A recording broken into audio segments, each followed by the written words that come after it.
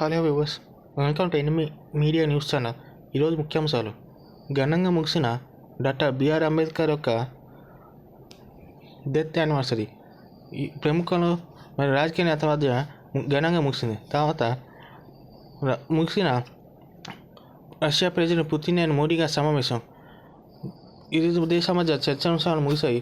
దాదాపు 27 గంటలు ఇండియాలో ఉన్న పుతిన్. తర్వాత సమాచారం వచ్చి భవానీపురంలోని అక్రమ ఇల్లు కూల్చివేతలపై జన నిరసనలు కొనసాగుతున్నాయి. ప్రభుత్వం నుంచి ఎలాంటి హామీ కానీ ఆపాలని ఆదేశంగా రాలేదని సమాచారం.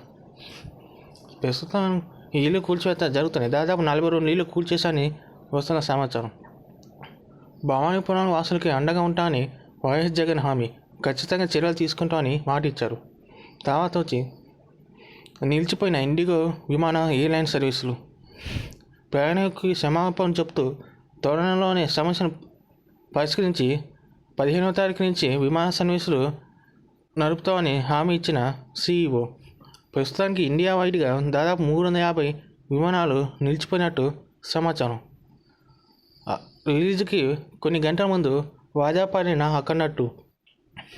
ప్రొడక్షన్ హౌస్తో గొడవల వల్ల కోర్టు నుంచి స్టే ఆర్డర్ తెచ్చుకున్న హీరోస్ ఇంటర్నేషనల్ 50 కోట్ల పైగా బకాయి చెల్లించాలని ఆర్డర్ ఇచ్చిన హైకోర్టు.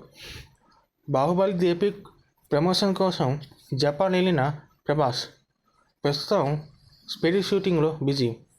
100 మిలియన్ ప్లస్ వ్యూస్ దాటిన పెద్ద చిక్రీ చిక్రీ సాంగ్ దాదాపు 5 భాషలు కలిపి 100 మిలియన్స్ వ్యూస్ సాధించింది.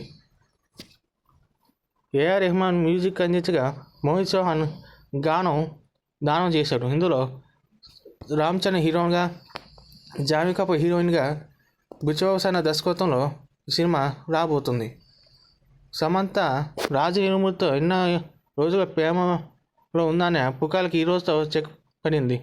అఫీషియల్గా వాళ్ళు పెళ్లి చేసుకున్నట్టు కొన్ని ఫొటోస్ని అట్లానే మీడియా నోట్ని విడుదల చేశారు. దేవుడి సమస్యలో వాళ్ళు పెళ్లి చేసుకున్నట్టుగా ఇప్పుడు అఫీషియల్గా స్టేట్మెంట్ విడుదల చేశారు. ఈషా ఫౌండేషన్ వాళ్ళు దీన్ని నిర్వహించారు. వరుసగా 2 సెంచరీలు పూర్తి చేసిన విరాట్ కోహ్లీ మొదటి 2 వన్డేలలో అద్భుత ప్రదర్శనతో మంచి ఫామ్ కనబరిచిన విరాట్ కోహ్లీ దీంతో 56 సెంచరీలు పూర్తి చేసుకున్నా అని చెప్పాలి. వన్డేలో 56 సెంచరీలు పూర్తి చేసిన రెండో ఆటగాడిగా విరాట్ కోహ్లీపై రికార్డు. భారత్తో వన్డే సిరీస్ని కోల్పోయిన సౌత్ ఆఫ్రికా 2-1 తేడాతో గెలిచిన ఇండియా. 270 పరుగుల లక్ష్యాన్ని 9 వికెట్ల తేడాతో గెలిచి ఘన విజయం సాధించిన ఇండియా. తర్వాత అప్డేట్ వచ్చి ఈరోజు తిరుమల తిరుపతి దేవస్థానం యొక్క ఉండే ఆదాయం వచ్చి దాదాపు 2,35,00,000గా సమాచారం. ఈరోజు శ్రీవారి ఆర్జీ సేవలు కూడా యథాతథంగా నడిచాయని సమాచారం. త్వరలో జరగబోయే గ్లోబల్ సమ్మిట్కి వేదికగా హైదరాబాద్ నిలుస్తుందని సమాచారం.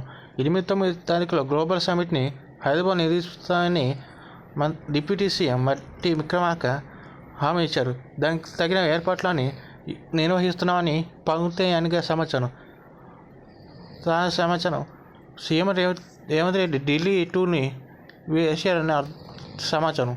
ఆ ఢిల్లీ టూర్లో నీతి ఆయోగ్తో పాటు ఢిల్లీలో ప్రధాన లీడర్స్ని కలిసే అవకాశం ఉందని సమాచారం. రిలీజ్కి దగ్గర పడుతున్న అవతరి fire and ash.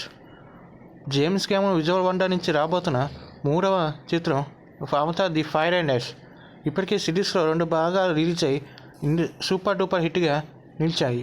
Warner bros కంపెనీని కొనడానికి ఆసక్తి చూపించిన నెట్ఫ్లిక్స్, పారామౌంట్ యూనివర్సల్ పిక్చర్స్ రాష్ట్రాన్ని అభివృద్ధి పాలతో అప్పు పాలు చేస్తుందని సీఎం రేవంత్ రెడ్డిని విమర్శించిన కేసీఆర్.